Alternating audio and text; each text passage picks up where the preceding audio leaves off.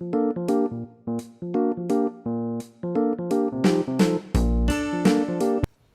welcome to the Mike Paige Doodle Club. I'm Mike Paige, and today we are going to draw a Labradoodle. Labradoodles are considered to be mistakes by the guy that created them, but if you are a Labradoodle owner, I bet you disagree with that man. So grab a pen or a pencil and some paper, and let's get right into it. All right, so for the Labradoodle, I'm basically going to want a very circular head for this Labradoodle. And it's almost like you're drawing a monster. So by that, I want a circular shape, but I don't just want to draw a circle. I want to draw a very shaggy circle. So I'm kind of making scribbles in a circular motion is basically what I'm looking for here. And I can square the sides slightly, but the overall is going to be sort of happening in that window. Now that I've got that, I'm going to go ahead and make eyes. So probably just above the center point. I'm going to make an eye.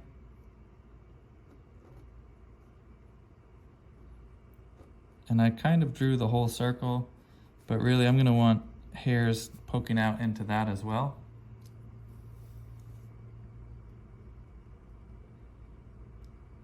If you're making a Labradoodle, a Golden Doodle, a Schnauzer, anything like that, there's going to be a lot of hair. And just because you're making the eye doesn't mean there's not going to be hair getting in the way of that. So over here we'll make the other eye.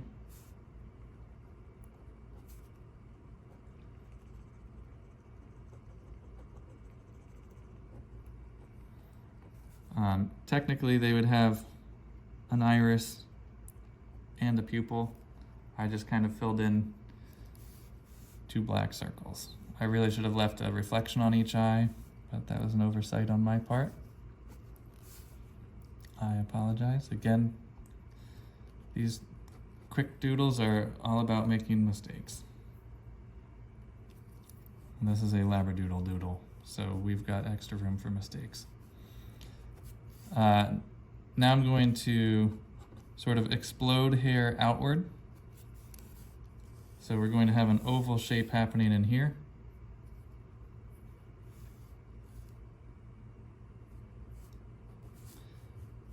And down towards the lower portion, I'm going to make a rounded triangle to make the nose.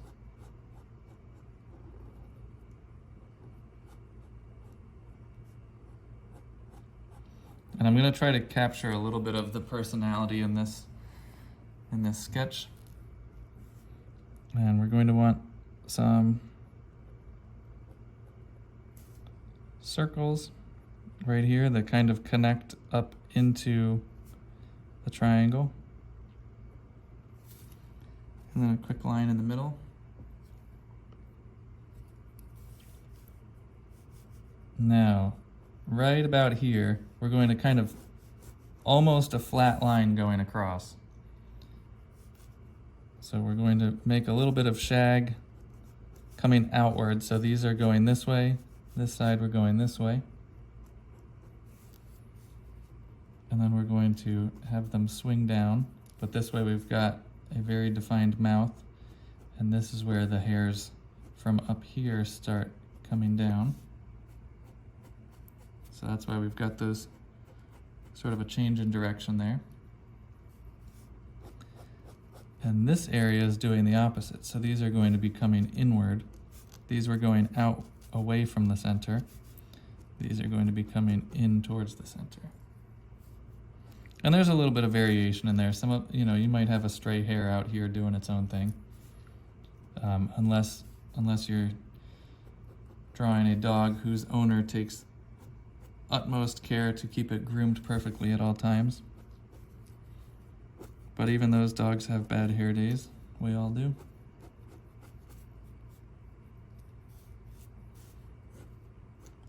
So I'm going to add, since this is a doodle, we're going to add some unruly hairs that are kind of doing their own thing and curling out a bit. So the overall is doing this, but there are going to be a couple hairs that aren't quite cooperating.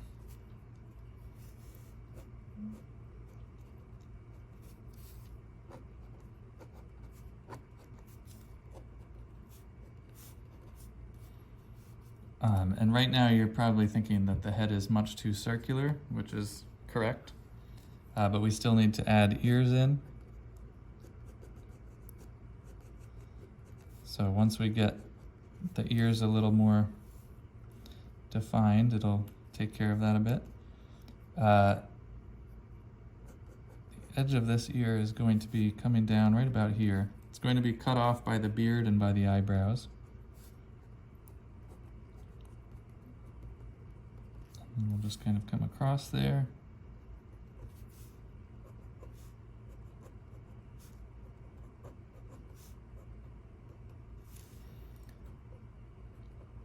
I heard recently that the guy that first created the Labradoodle or the Golden Doodle, I forget which, immediately regretted what he had done because they took off and everybody loved them. But he basically referred to it as like a Frankenstein dog. And he didn't like that they're so inbred, and he basically felt like he made a huge mistake. However, tell that to somebody that owns one and they will tell you that they're perfect dogs. So, if it's your dog, you think it's the perfect dog, and you're not wrong. We're going to give kind of this is almost another circle shape right here for the chest and shoulders. And I'm going to start the legs. Let me move it up here for you. I have a tendency to forget what is and is not on camera, which is not helpful if you're trying to follow along.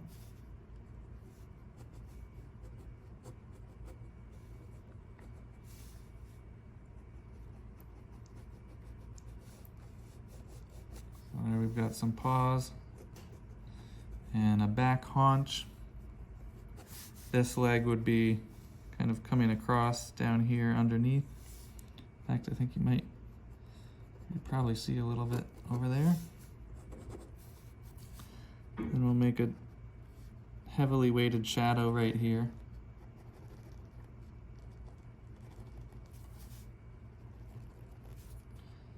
I'll try to transition that in a little bit better there.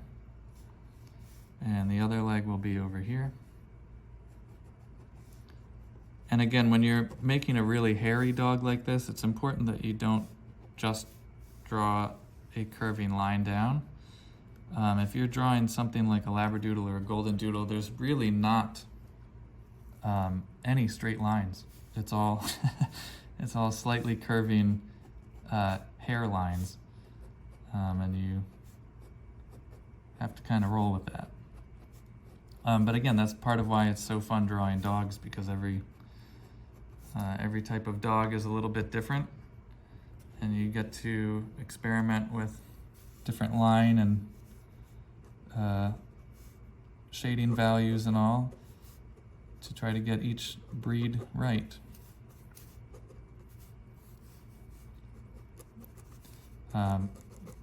This dog would have slightly darker ears down here, maybe like a light brown down here. So I'm going to shade in lightly.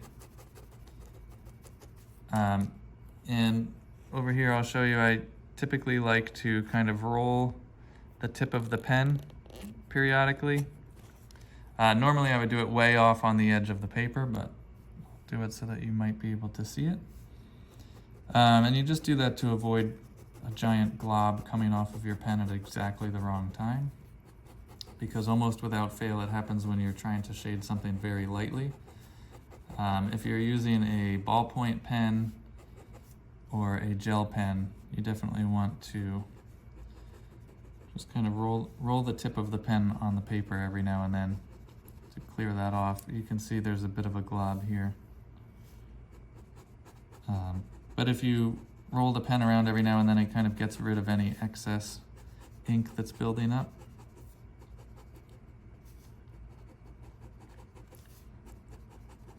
Definitely one of those things that you only need to have a glob come out at the wrong time so many times before you realize that it's worth cleaning off the tip of the pen every now and then. And we can also shade in the nose.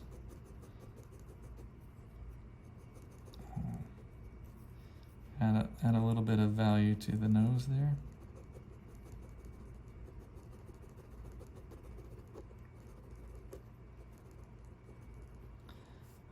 Even if you're using a gel pen or a ballpoint pen at home, it's worth trying to do a little bit of shading.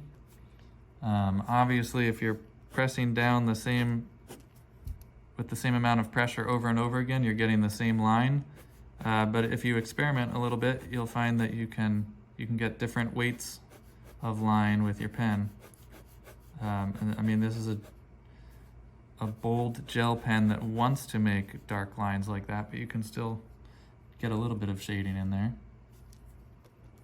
And now that I just did that, I definitely need to clean that glob of ink off.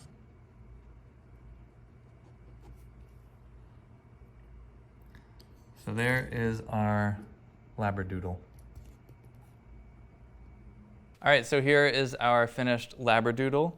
I hope you enjoyed following along. If you're making a pet portrait at home or a portrait of a person, it's always good to do a quick sketch first before you get into a more serious one, so you can find any problem areas that you want to pay extra attention to in your longer piece. I hope you enjoyed following along on this Labradoodle, and have a fantastic day. All right, kids, now that you've finished your doodles, color them in and then share them with both Mike Paige and Medfield TV. We're going to take those images and we're going to put them all over our station. Can't wait to see what you guys make.